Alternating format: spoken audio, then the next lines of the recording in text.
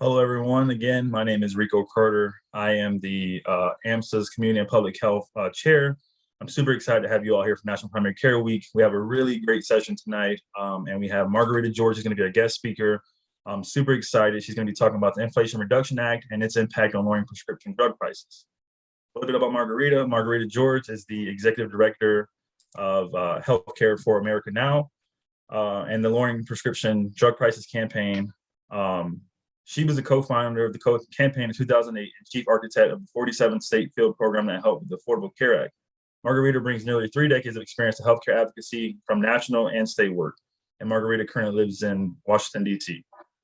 So we are super excited to have you, Margarita, and very eager to learn more.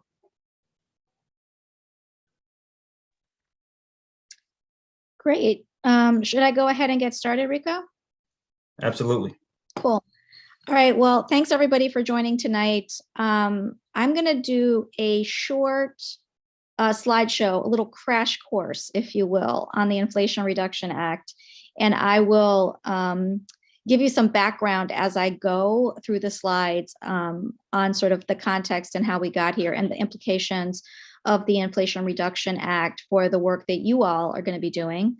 And then I'm going to try to reserve probably close to half this call for questions and to hear your reactions. I'm also very interested in hearing what you all might be hearing in your respective states, just as you go on about your daily business about the Inflation Reduction Act. It is a big piece of legislation. We just did a poll on it with our friends at the Americans for Tax Fairness Coalition. And we found essentially that although a lot of people in America know a piece of legislation passed, not a lot of people know what's in it. So that's a big opportunity because most of the stuff that's in it, certainly the prescription drug provisions and the provisions to lower healthcare costs are tremendously popular with the public. Okay, so let's go ahead and get started. And anybody who wants these slides after the show, I am happy to send them. So don't feel like you have to write anything down. So again, I'm Margarita George. I'm the Executive Director of Healthcare for America Now. It's about a dozen-year-old coalition that came together to pass the Affordable Care Act back in 2010. We have been implementing the Affordable Care Act for about the last 10 years. It had a 10-year implementation window. And then, of course, defending the law and building upon it, expanding it.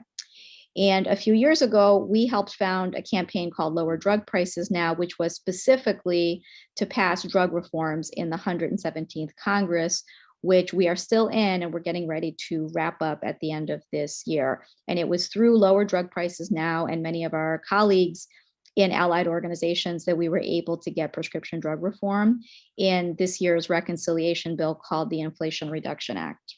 So let's go ahead and get started. So you may have seen coverage of this locally. President Biden signed the Inflation Reduction Act, which had had many names before that. There were many iterations to this bill. It started as a very large bill and eventually got winnowed down, still got passed as a pretty sizable bill, but smaller than what we had originally intended. So he passed the bill in late August, signed the bill in late August. And I like to point to this quote because I think it's really significant that the president and many of the people who worked to pass this bill were very explicit that they were taking on special interests in trying to pass this bill. And keep in mind that we have been trying to pass prescription drug reform and Medicare negotiations for almost 20 years, basically since 2003. So if some of you all on this call are a lot younger than me, in 2003, I don't know, where were y'all? High school, middle school? I don't know. But that's how long we've been working on trying to pass this reform. So the president said, with this law, the American people won and the special interests lost. And it has been quite a fight, particularly with the pharmaceutical industry, which you may or may not know has the most powerful lobby here in Washington. The prescription drug industry and their lobby group, Pharma, has about 2.5 lobbyists for every member of Congress. It's about 1,200 lobbyists. We have about 400-ish, slightly more lawmakers here in DC. Okay, so here's a nutshell of what's in the Inflation Reduction Act, just so you have the big picture. I'm going to talk specifically about the prescription drug provisions, but you should also know that this bill is historical in many other ways. So for instance, it was the largest ever investment in Congress to combat climate change, $369 billion. Of course, a lot of the climate change provisions, clean energy, clean water, jobs, clean air, a lot of Superfund cleanup site work. All of those things have tremendous implications for improved health, because we all know that the environmental conditions in which people live really are pretty determinative, right? They're part of the social determinants of health. The bill is historic in that it enables Medicare to negotiate prescription drug prices with pharmaceutical corporations. This is the only thing in the bill, the prescription drug provisions that lower costs and that lower prices through prescription drug negotiations that actually save money. Everything else costs money. This reform actually saves the federal government billions and billions, almost $300 billion. The $300 billion that we save on prescription drug prices, we reinvest in making healthcare more affordable for more people. So the Medicare negotiations, the most popular thing in this bill, really important historic reform. Another important reform is that it creates an out-of-pocket cap on costs in Medicare. That might seem like a fairly narrow thing, but the truth is there's never been a limit on what seniors can be asked to spend out of pocket. So you have seniors that are on a fixed income. Average income for seniors is about $29,000 a year, and some of those seniors are paying $4,000 to $5,000 a year out of pocket at the pharmacy. And then another really important provision in this bill that's, again, a historic provision is it increases taxes on corporations making over $1 billion. So for the first time since 2010, we are increasing taxes on the richest corporations in America. That is very significant because we have well over 55 organizations in 55 corporations in the United States, big ones like Amazon and FedEx, that actually pay zero in federal taxes, despite the fact that they have made tremendous profits, especially during the first 2 years of COVID. That tax, that getting them to pay taxes that they owe is really important, because that taxpayer contribution back into the economy is what helps us pay for things like Medicaid and public education and roads and jobs. So really important bill, lots of great things in it. I'm going to talk a lot more about the prescription drug provisions. Okay, so here we go. Caps on prescription drug. This was a recent poll that happened right after we passed the bill in August, and you can just see how popular these provisions are. They're the most popular provisions in the bill. Caps on drug prices. That's both reduced prices through negotiations and out-of-pocket caps on costs have remained the most popular thing in this legislation, even after 2 years. That's actually saying a lot, because remember that the prescription drug industry, the pharma lobbyists, have spent a lot of money to really lie to people and scare people. And I don't know if anybody, this is a pretty young crowd, so you guys probably don't watch network TV, but put yourself in the position of like one of your grandparents, right? If you are an older person in America today, you probably spend a lot of time watching network TV, and between your back-to-back episodes of Golden Girls, you will see a whole bunch of commercials from the prescription drug industry, basically telling you that the world is going to end if we pass this reform. So it's very, very frightening for seniors. There's two kinds of reforms in the bill. I find this is the easiest way to think about them. One kind of reform is price reform. So those are things that directly take power from the industry to set monopoly. You know, most prescription drug corporations have some level of monopoly power to set their own prices on drugs that they invent. So they invent a drug, they get a patent, they set that price for 20 years. They usually set a very high launch price. There's a bunch of media right now about the new Alzheimer's drug, which launched at $156,000 a year. Last year, there was a new drug that came out that was $56,000 a year. So, you know, it's very arbitrary, and drug corporations have quite a lot of discretion in setting their own prices and raising them whenever they want to. Most drug corporations raise the price of brand name drugs twice a year. And they usually, over the past decade or so, they've been raising those prices probably slightly higher at slightly higher rates than the rate of inflation. This is why people in the US pay twice as much for prescription medicines as people in other countries pay for that same medicine. This is really one of the few countries, sort of comparable countries that does not negotiate drug prices with government in Medicare. And Medicare, of course, is the biggest purchaser of prescription drugs in the United States, so it would be well worth negotiating. So two key provisions to lower prices. One is actually requiring Medicare. Up until this law was passed, Medicare was prohibited from negotiating prices. That's in contrast to the Department of Veterans or Medicaid, other big government programs that negotiate the price of everything: prescription drugs, copy paper, helicopter parts, you name it, right? They negotiate the price of everything. This was a glaring omission. Medicare was not allowed to negotiate drug prices. So that's going to change. And that's going to be really important because Medicare is a huge program. There's 48 million people enrolled in Part D, which is the prescription drug part of Medicare. Medicare itself has about 66 million enrollees. So that's incredible because for the first time, drug corporations are not going to have unilateral power to set prices. They're going to have to negotiate some of those prices. The second really big price reform is something called inflationary caps. Essentially, this is a measure that stops drug corporations from raising their rates faster than inflation.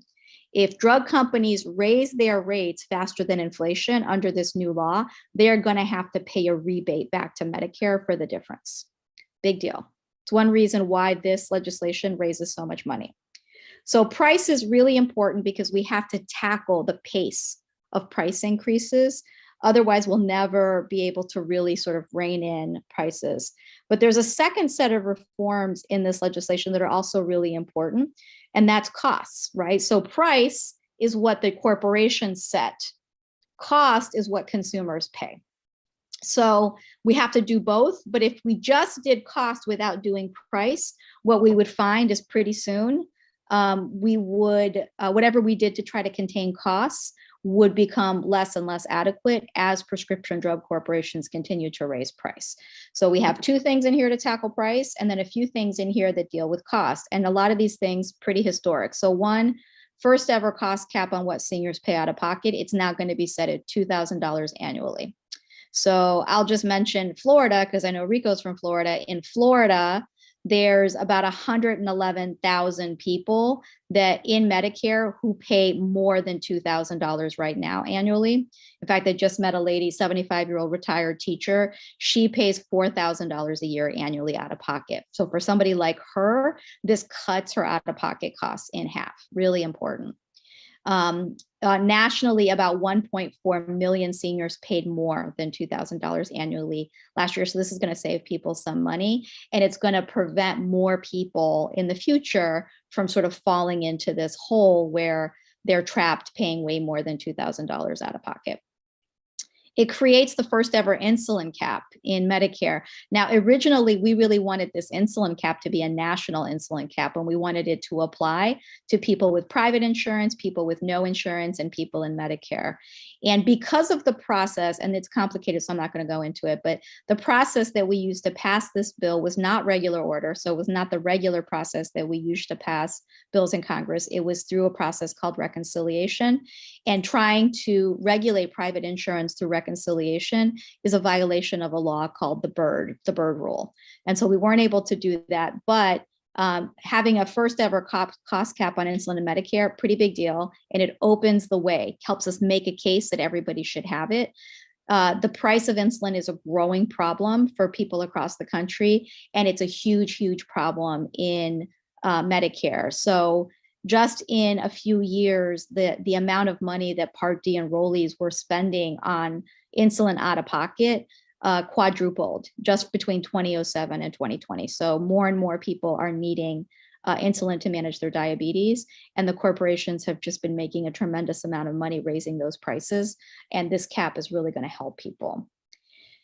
There's a few other things that are important, a little bit more arcane things, but it limits premium increases in Part D over in the future. So over between 2024 and 2023, that's really important because premium increases have been on the rise throughout Medicare. So Part B, Part D, those premium increases have been going up. That's really hard for people to afford if they're on a fixed income. So this creates a stabilization mechanism to make sure that premium increases don't sort of go spike unexpectedly at a rate that people can't afford. It makes all vaccines free for people in Medicare. Now, some of you guys might have thought vaccines were already free for people in Medicare. A lot are. Under the Affordable Care Act, preventive care has been made no cost across all the healthcare programs. But in Medicare, vaccines like shingles, for instance, were not covered. And I just happen to know, because I've been talking to people in Florida, that, at your average Walmart in Florida, a shingles shot is $195. Might seem like small money to some people, but to a senior on a fixed income, that's a lot of dough. So now, as of January, seniors are not going to have to pay for that out of pocket. They can get that as preventative care for free. It also expands the low-income subsidy program to low-income seniors. So this is a program that helps seniors pay their premiums and out-of-pocket costs. So it does some good things for people in Medicare that is really going to help make their prescription drugs more affordable.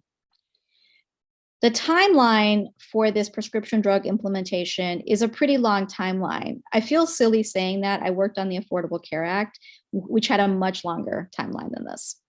But one of the challenges with a long timeline is that you have to keep the law in place and defend it to give it time to be implemented. And as I said, the prescription drug industry, tremendously powerful, really pissed off about this law.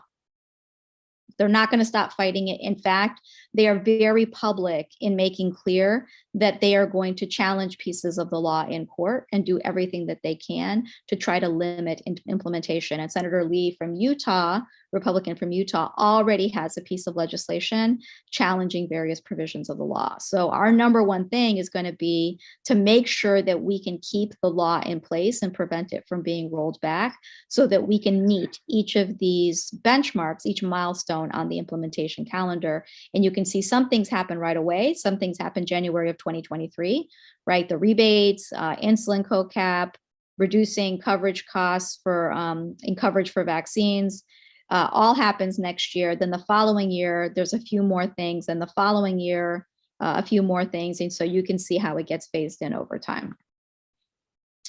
This is a good little graphic because it just gives you the dates of the implementation, the healthcare provisions of the law and when they start to be implemented. So that's why I tossed that in there. Sometimes people, I do work with a lot of wonky people, but some people find this to be the most exciting slide in the deck. I know, a lot of people don't get out much, I get it. Okay, so a lot of people have questions about how Medicare negotiations is going to work. We don't exactly know how it's going to work. They're going to build out the program, but essentially there's a couple of really good things in here. One is that the HHS secretary is required by law to negotiate prices. Here's why that's important. That's important because our current HHS secretary, Mr. Becerra, who's a former Attorney General from California, and before that, a longtime legislator that was an instrumental leader in passing the Affordable Care Act. He's chomping at the bit to negotiate. So he's already started, and we've already done some meetings. He can't wait to go. However, as you all know, there is a presidential election coming up in 2024, and under a new administration, we may have an HHS secretary that's a little bit less eager to negotiate. And certainly under the Trump administration, the HHS secretary, that was Alex Azar, who was the former CEO of the biggest insulin producing company in the country, he was not super keen on negotiations. And so having a requirement for negotiations is really important, because then it's not up to the politics of the person in that position and about how much they want to negotiate. They are required to negotiate as a part of their job. So that is a really important win in this legislation. It almost didn't get in there. So the requirement's really important. It also requires the drug companies to sit down and negotiate, and there are penalties for drug corporations that refuse to bargain in good faith. So the system is set up in a way that is pretty that's pretty solid. So this is going to be the process. The secretary every year is going to select in the first year a minimum of 10 drugs that meet certain criteria for negotiation. They're all going to be drugs that are among the most expensive Part D drugs. They're all going to be drugs that have no generic competition. So it's only brand name drugs. That's probably why they're so darn expensive. And that have no biosimilars. And those are going to be the drugs that are going to be selected for negotiations. And then the administration will define a process that brings in the drug companies to negotiate over those 10 drugs. So you can see here some of the criteria for which drugs get negotiated. This is important. The number of drugs that are eligible for negotiations is small at first, but the reason why we're still going to save a boatload of money is because the vast majority of spending on drugs in Medicare Part D is actually spending on about 25 very, very high price drugs, right? So it tends to be a lot of people that are prescribed things like Xarelto, a blood thinner, or Lipitor used to be one we used to talk about way back in the day, Lyrica, right? So it's these brand name drugs that are very commonly prescribed. And if we could bring down the price of those drugs, it would save us tremendous amounts of money in Medicare.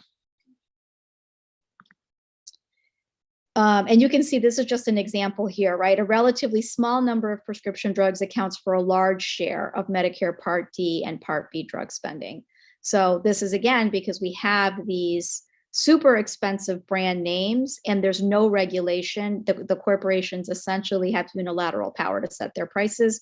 As it turns out, when you give drug corporations power to set prices, they set those suckers pretty high. And that's how they have become the most profitable industry in the United States of America.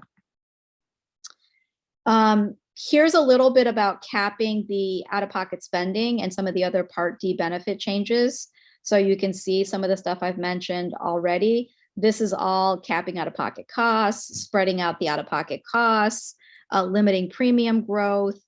These are all really important things. We obviously at HCAN and lower drug prices now love Medicare. And we think Medicare is a program that should be protected and expanded.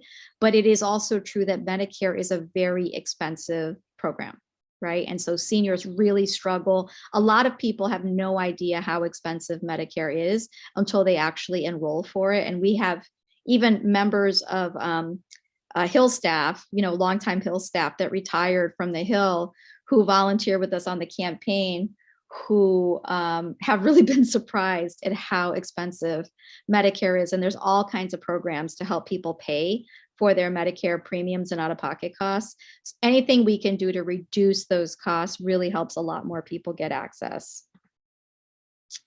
So here's a little bit more about how we're going to limit Part D co-payments. I'm not going to go through all of this. People that want to be in the weeds, absolutely read this, and I can send you many more materials. One thing that I'll say that is really important about this legislation, both in terms of the prescription drug piece and this next piece, which is almost the only thing in there about private insurance, is that as it relates to primary care, a key piece of this is making sure that people actually can follow their doctor's orders. And so we have about 1 in 4 adults right now, about 25% of adults, who do not take the medicine that their physicians prescribe regularly because they just can't afford it. And so they ration, they skip doses, they might trade medicine with their neighbors or with their friends because they just can't get access to the medicine and they can't take it in the way their doctor has prescribed. So it's a fundamental part of primary care and keeping people healthy for as long as we can, if we can get them to adhere to a regimen. And one thing that we have found through surveys and polls and research is many patients do not divulge to their doctors that they're not able to take their medicine regularly because they feel some shame over it, right? They feel like they're to blame if they can't afford their blood pressure medication or their Xarelto or what have you. So it's really a key part of the work that physicians do when they identify that a treatment can be helpful for patients. Patients, I think, for the most part, want to have that treatment, but these treatments really can't help people if they can't afford them. Let me mention this really important piece of the Inflation Reduction Act. A lot of the provisions, the prescription drug provisions, when we first started advocating for them in 2019, we really wanted them to be universal. So that is, we wanted them to apply to Medicare, to people with private insurance, that's about 150 million people, and then obviously to people with no insurance. And over time, what has happened is, because this is a reconciliation bill, so it passes through this arcane budget process, there are limitations to what we can do on the private sector side. And so what we have is mainly a piece of legislation that reduces costs for seniors and people with disabilities in Medicare, which in many ways is great. That's the most expensive healthcare population, and certainly a population that uses more prescription drugs than any other age group. But it does leave us with a bunch of unfinished business, right? We still need to do a lot to curb prescription drug prices for people with private insurance. One thing that this bill did that was great was it extended some provisions in a bill that was passed a year ago. That was the American Rescue Plan Act, that made healthcare much more affordable for about 13 or 14 million people. It did that by reducing the amount that people could be asked to spend on their healthcare coverage. So that amount used to be 10%, and ARPA change the premium tax credits for people that get healthcare under the ACA so that they would spend no more than 8.5%, which is a pretty significant difference. All right, it's an average of $800 a year. For many people, it's more. One of the key goals in this bill was to extend that permanently. We didn't get a permanent extension, but we got a few-year extension. So in a couple years, we'll have to be back in this debate, but at least we won't have 13 million people losing coverage. Okay. I just want to wrap by saying that, under this legislation, we had winners and losers. And really, to me, after, many years of working in Congress, the thing that was the most striking about this legislation is just how aggressive it was about taking on industry. One of the big problems over the years in trying to get prescription drug reform, frankly, was just that we couldn't get Democrats to take on pharma. I mean, that's just the truth, right? Pharma was spending more on political contributions to Democrats during the Obama years. And it was really hard to get Democrats to basically break up with pharma and decide that they were going to regulate prescription drug prices. So this was a huge, huge achievement, and a lot of people deserve credit for it, but no one more than the president and people like Senator Wyden and Senator Booker and others who finally decided we are going to need to stand up to pharma, divorce ourselves from all this campaign cash, and actually make them negotiate. And what's amazing is they did that at the same time that they stood up to many other industries, including the oil and gas industry, because they passed environmental reform.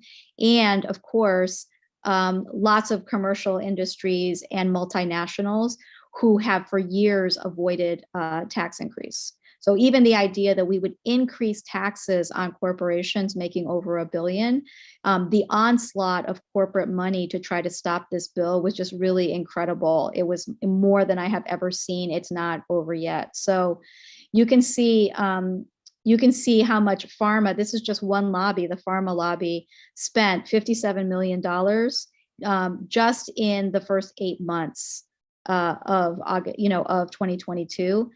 They have vowed to break their record in order to punish lawmakers who voted in support of this bill. So really incredible to see that. Most often in Washington, we have a situation where we're trying to pass progressive legislation and really trying to advance the cause of consumers and patients against corporate interests and, essentially inflated profits.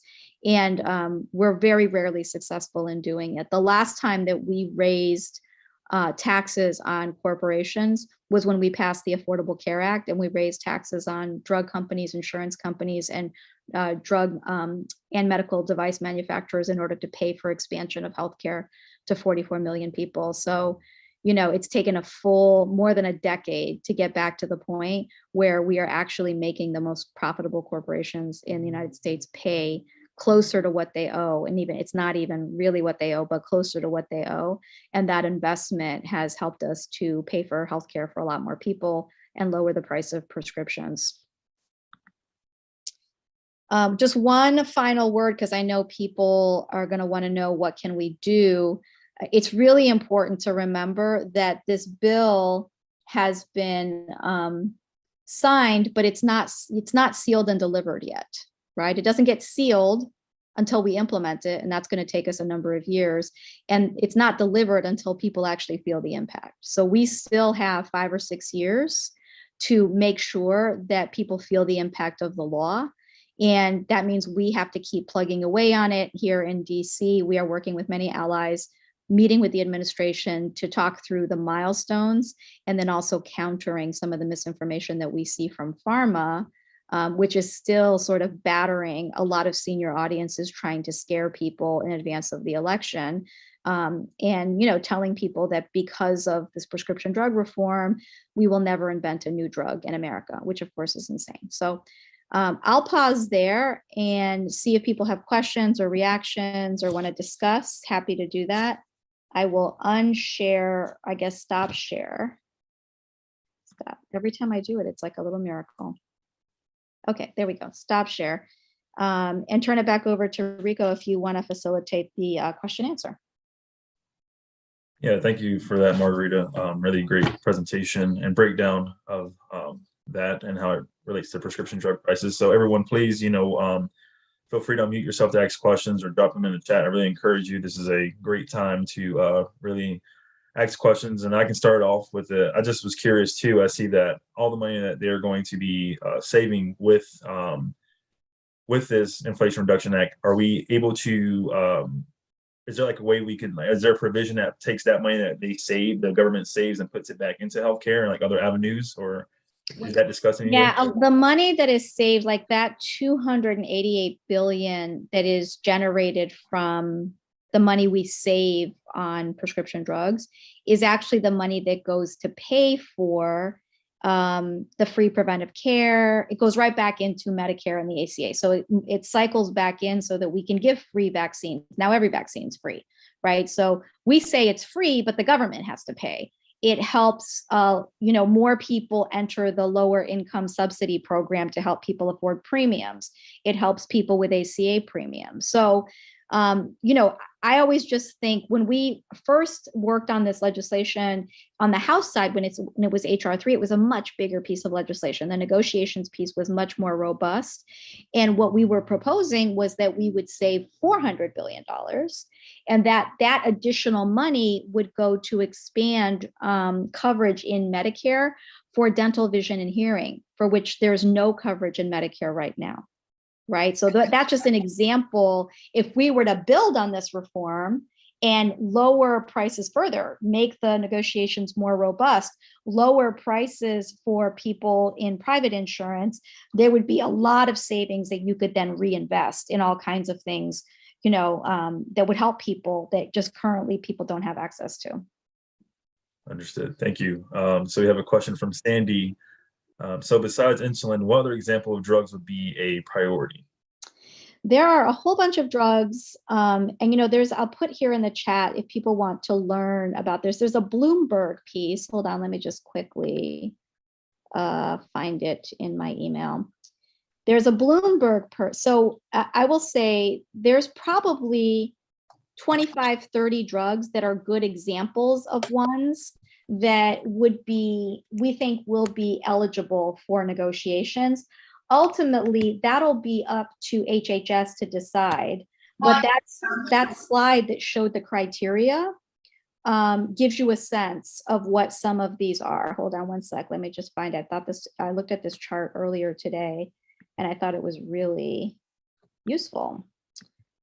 Hold on a second. Here it is. Some of you guys may be familiar with some of these drugs. I was talking to somebody in Florida this morning, and this person pays $200 a month for a drug on this list, which is an incontinence drug. And the reason I thought it was interesting, so if you take a look at this piece here, you'll see they sort of have a list of potential drugs that they think will meet the criteria for negotiations. And they mention this one that somebody was talking to me about earlier, Meyer-Betrick. So Xarelto is a big one. You'll hear about it a lot. There's been a lot of work done. It's a blood thinner. So you'll see a list of Part B drugs and a list of Part D drugs that could be eligible. Ultimately, it'll be the drugs that sort of meet that criteria that I mentioned earlier. Brand name drugs, among the drugs that we spend the most on in Medicare, those 25, that list of 25 that we spend the most on, no competition. And actually, no competition because there's no generic or biosimilar.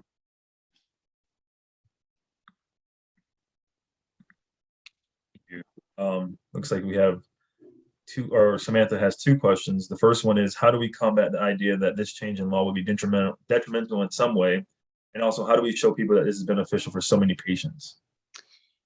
Yeah, I think you just have to, one thing that's true is that even though pharma is putting out a lot of information, most people don't really trust pharma, right? I mean, they've sort of done it to themselves. They're not a very good messenger.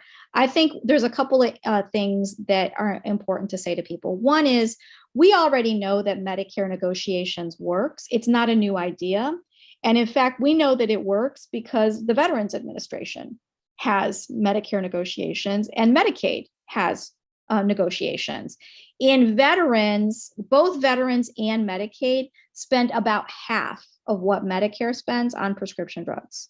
And it's basically just because they negotiate their prices, right? So I think it's just important to say it's not a new thing. We have it in vets, we have it in Medicaid. We should have had it all along in Medicare. It's just common sense that we would get a better deal if we negotiate over prices and buy in bulk, rather than just letting the drug companies set the price themselves. So I think that's an important thing to say. A second really important thing to say, because one of the messages that the prescription drug corporations puts out there a lot is this message about innovation.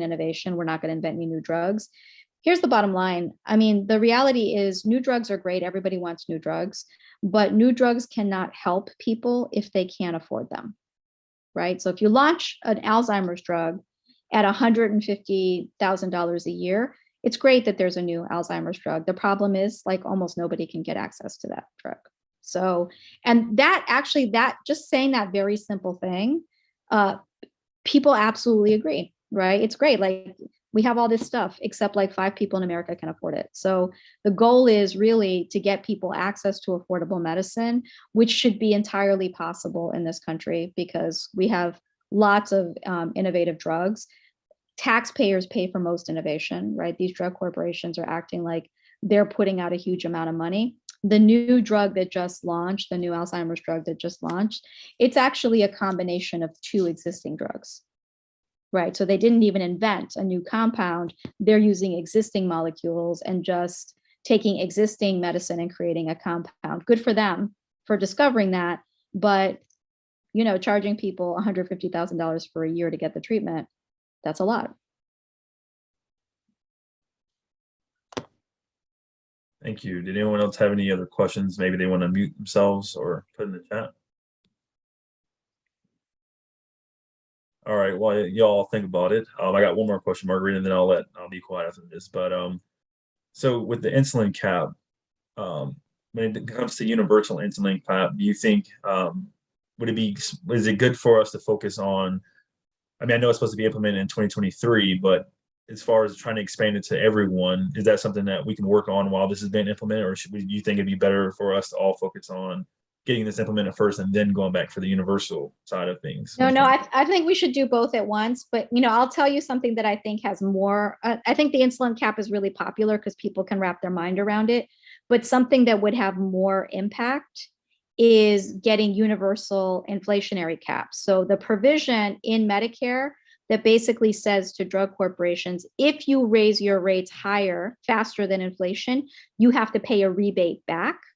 We should have that for all insurance, right? So we should say for people with private insurance, listen, if you raise your rates faster than inflation, you are going to have to pay a penalty for that. That would raise a lot more money and help us contain prices on a lot more drugs. So it's not that the insulin cap is a bad thing, but in terms of impact, we would have a lot more impact with the inflationary caps. And I know many colleagues up here, some of the labor folks that we work with, that's going to be their big focus, is trying to get an inflationary cap to be a universal inflationary cap, because at least then we're containing costs across programs, private insurance, Medicare, Medicaid.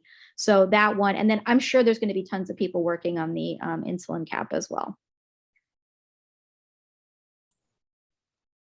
Thank you. Looks like we have another question from Michael Walls, our AMSA president. He said, are there any bills currently to do what you mentioned, or any people you're working with to write them? There are, we don't expect to see new bills until the lame duck. So that is until after the election. But there is already, and we know because we've had some conversations, an agreement from Democratic leadership, from Leader Schumer in the Senate and Speaker Pelosi in the House, to do a bill around universal inflationary caps. So we know that there's interest there already. Senator Schumer has already said that he's going to hold a vote on an insulin cap. The insulin cap bill already exists. There's a bill out there already. There's actually several versions of an insulin cap bill. It just kind of depends which one you want. But the insulin cap bill and the inflationary cap are not new. What we would do is go back to the bill that passed in the House, that passed, those versions that passed in the House, HR 3 that passed in the House, already had universal insulin cap, already had universal inflationary cap. So we would go back, use that as our starting language, and then negotiate from there. But I do think we're going to see both of those bills, maybe at one point a combined version, but we're going to see both of those bills at the end of this year in the lame duck. And then I think we'll definitely see them next year in the 118th Congress. Thank you. Anybody else have any questions? Maybe want to mute yourselves or drop in the chat.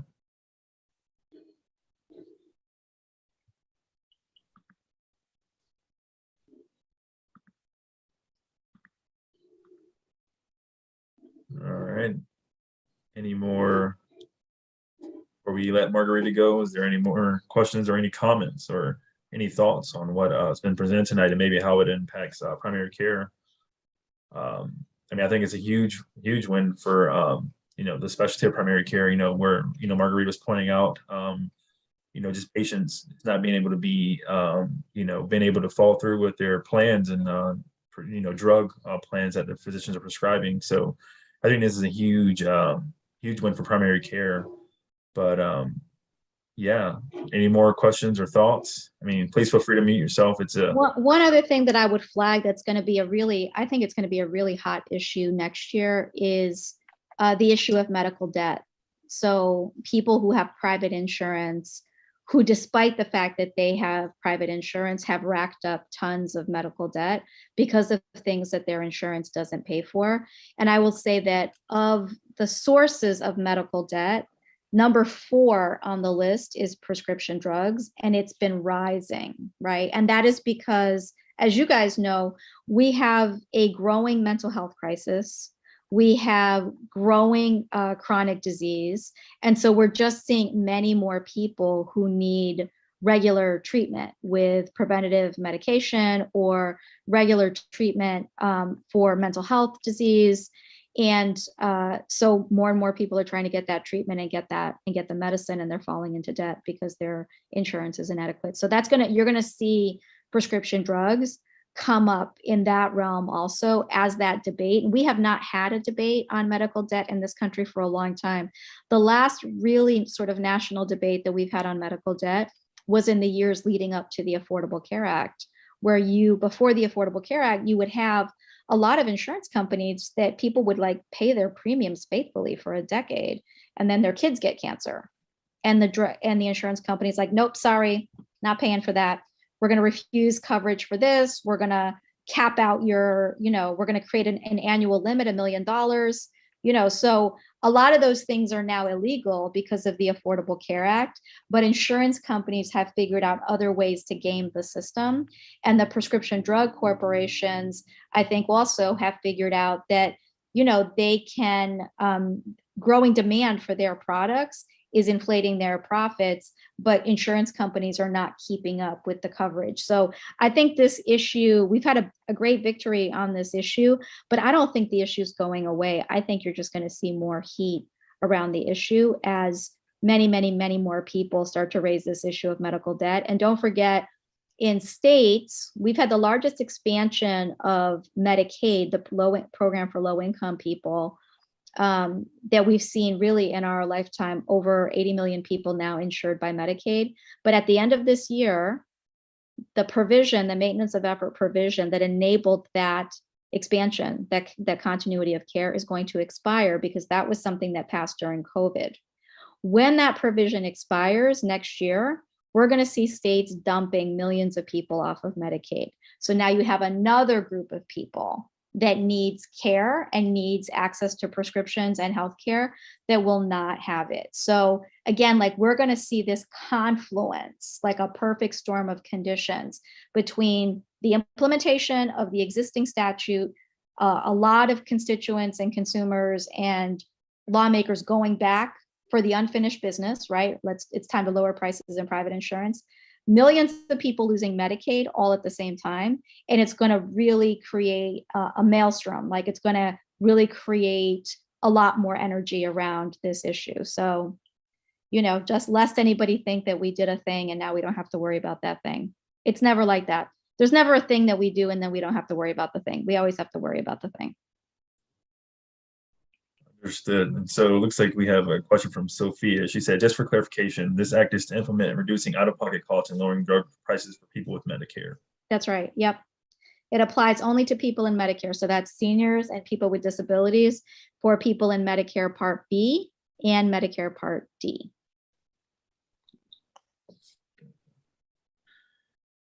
Thank you. So is there any more questions or comments or anything before we let Margarita go tonight? I do have one, Rico. Okay, thank you, Dr. Wall. Can you hear me okay? Absolutely. Yep. Perfect. So thank you so much for this talk. This was, we've been doing a lot of work on this space too, but this was still really informative for me. So one question I had was, especially for the environmental health provisions or the climate provisions, there are a lot of things that individuals can take advantage of in terms of rebates and things like that. Mm-hmm. I wasn't familiar. Is there anything like that on the healthcare side that we should be talking to our patients about, of, you need to take these steps in order to benefit from the program? I mean, I think for the Medicare provisions, for the Medicare prescription drug provisions, it's those provisions don't have a trigger or anything. So it's not like, putting solar panels on your house. Most of the stuff will go into effect and people won't notice that it goes into effect. So there isn't anything that people have to do or sign up for to get all vaccines free. It'll just be that when that piece gets implemented, all vaccines will be free, right? So it's not quite the same in Medicare. In private insurance, if you have patients that are getting coverage under the Affordable Care Act, that's important, because you want to make sure that people are, continuing to enroll. So if you get patients coming in and they don't have insurance, there's no more individual mandates. So people come in, they're not insured. They sometimes don't even realize that they can get coverage under the Affordable Care Act. That's especially true for middle class people, by the way. A lot of low income people, they sort of get it, I can get Medicaid or I can get, some version of the ACA. There's a lot of middle income people that for many years were not eligible to get coverage.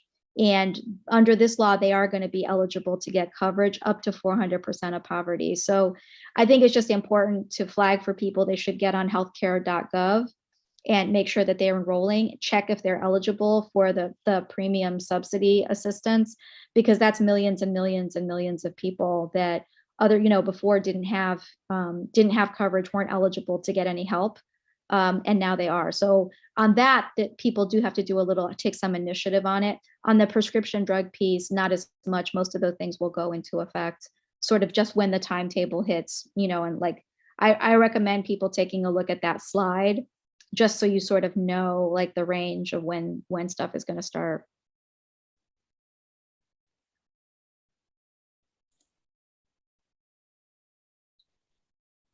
All right. All right. Is there any more questions, comments? Sort of a quick follow-up, and just so everyone's aware, and to remind myself, the 400% of the federal poverty limit would be for a single person, I want to say around 60,000. Is that correct? I think it might be slightly higher now, but hold on, because I can never remember, but I can look it up quickly. Isn't this awesome that we can do this? I'm old, so I remember when you had to like call somebody who like was a full-time. 400% of poverty. Okay, here we go. For one person, that's almost 55,000. For a family of two, it's 73,000. For a family of three, it's 92,000.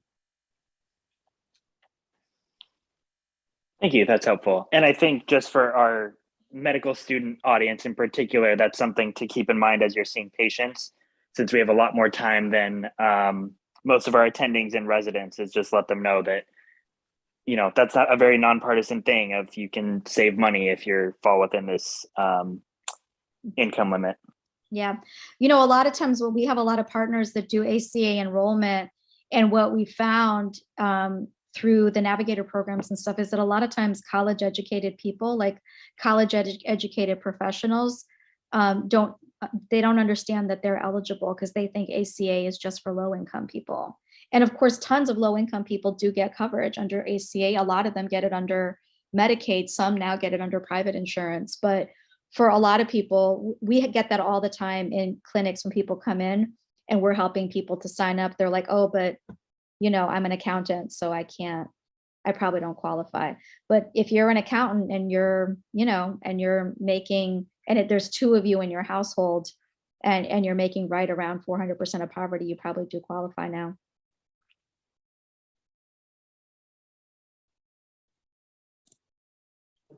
Thank you for that. Does anyone else have any final questions or comments before we sign off?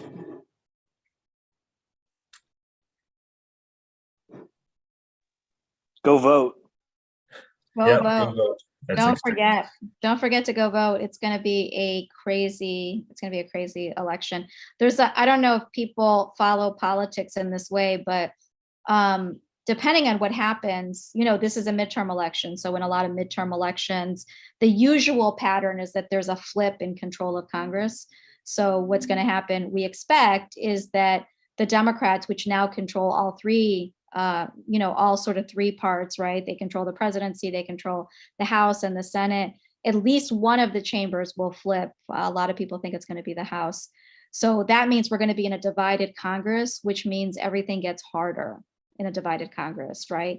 Now, it's not that you can't get anything done in a divided Congress. There are some bipartisan things that you could get done. I bet, for instance, you could get an insulin cap in a bipartisan Congress. It might not be as strong of a cap as we would want, but I think you could pass a bipartisan insulin cap. There's actually a bill already. Senator Shaheen, a Democrat from New Hampshire, and Senator Collins, a Republican from Maine. But many, many, many things that we would want are not going to be possible in a divided Congress. So it is really important. And if this issue is important to you and to your family and to your colleagues, it's always good to ask the candidates, where do they stand on this? Do they support the legislation that just passed? It's also good to look at the roll call vote and see who voted for it and who didn't. That is very true. So we get to vote. Remember that the prescription drug issue, even Medicare negotiations, for a long time was really partisan. A lot of people don't remember this. President Trump, when President Trump ran for office as a candidate, he promised to make Medicare negotiate. In fact, there's a famous quote where he said, I'm going to make Medicare negotiate like crazy. That was his quote. They're going to have to negotiate like crazy. So it's popular enough that both conservatives and Democrats have been running on it for 4 years, and we have seen that for a long time. And the polls show it's one of the few issues where when you poll, the support is like 90% among Democrats, almost 90% among independents, and over 70% among Republicans. So this is actually one of the issues that people do not perceive as a political issue. It's just a common sense type of thing. Like, yeah, we shouldn't be getting jacked up on the price of insulin and asthma inhalers.